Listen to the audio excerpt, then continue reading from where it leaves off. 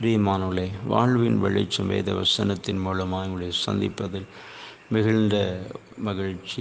இந்த நாளுக்குரிய வேத வசனம் 2 சாமுவேல் 7ஆம் அதிகாரம் 11வது வசனத்தின் பின்பகுதியிலே பார்க்கிறோம். இப்போதும் கர்த்தர் உனக்கு வீட்டை உண்டு பண்ணுவார் என்பதை கர்த்தர் உனக்கு அறிவிக்கிறார். பிரியமானவர்களே,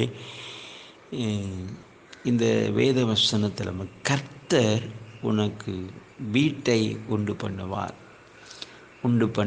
என்று சொல்லி, கர்த்தர் உனக்கு வீட்டை உண்டு பண்ணுவார்னு சொல்லி பார்க்கிறோம்.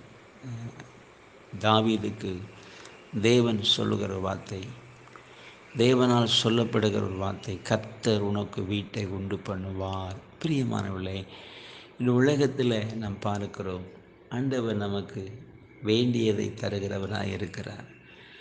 அவர் இல்லாது உண்டு பண்ணி தருகிறவராக இருக்கிறார். உண்டு பண்ணுவார்னு சொல்லப்பட்டிருக்கிறது. இன்னொரு வசனத்தை பார்த்தீங்கன்னா, வீடு வாசல் இல்லாதவர்களுக்கு அதை அவர் ஏற்படுத்தி கொடுப்பார்னு சொல்லி பார்க்கிறோம். இன்றைக்கும் வாழ்க்கையில் நமக்கு என்ன நன்மை தேவை என்பதை அவர் அறிந்திருக்கிறார். அதை அவர் உண்டு பண்ணி தருகிறவராக இருக்கிறார். அவர் உண்டாக்குகிற தேவன். இன்றைக்கு உங்களுடைய வாழ்க்கையில் கர்த்தர் சொல்லுகிறார், என்ன இல்லைன்னு சொல்லி கலங்கி நிற்கிறீங்களோ அதை அவர் உங்களுக்கு உண்டு பண்ணி தருவார். அவர் உண்டு பண்ணுகிற தேவன், உண்டு பண்ணுவார். அழகாக சொல்லப்படுவார், கர்த்தர் உனக்கு வீட்டை உண்டு பண்ணுவார் என்று சொல்லுகிறதை பார்க்கிறோம். வீடு என்பது ஆமேன் சோதரம். ஒவ்வொரு மனிதனுடைய ஆமேன் சோதரம் வாழ்க்கைக்கும் தேவையான ஒன்றாயிரும். வீடுனா ஒரு வெறும் வீடு மாத்திரம் நீங்கள் பார்க்கக்கூடாது. வீடு ஆமீன் தேவனால் கட்டப்பட்டு, சரியா? இந்த வசனத்தை நீங்கள் பார்த்தீங்கன்னா நிறைய வேதத்தில் சொல்லப்பட்டிருக்கும். வீட்டுக்குள்ளே அருமையும் இனிமையுமான பொருட்கள் இப்படிலாம் நம்ம பார்க்கிறோம்.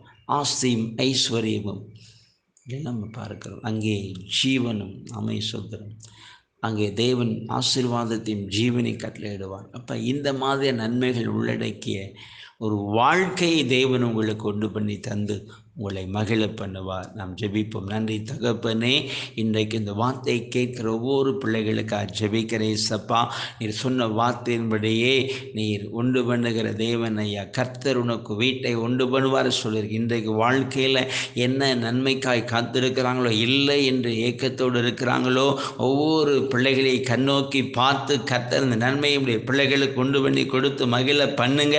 அவனுடைய வல்லமை இறங்கட்டும். நீர் உண்டாக்குகிற தேவன், நீர் சிருஷ்டிப்பின் தேவன். என்னுடைய பிள்ளைகளுக்கு இறங்கி இன்றைக்கு ஒரு அற்புதத்தை செய்து உடைய பிள்ளைகளை ஆசீர்வதித்து மகிழ பண்ணு. அன்பு காரணங்கள் துடிக்கிறோம். மீட்பு நல்ல பிதாவே. ஆமேன், ஆமேன்.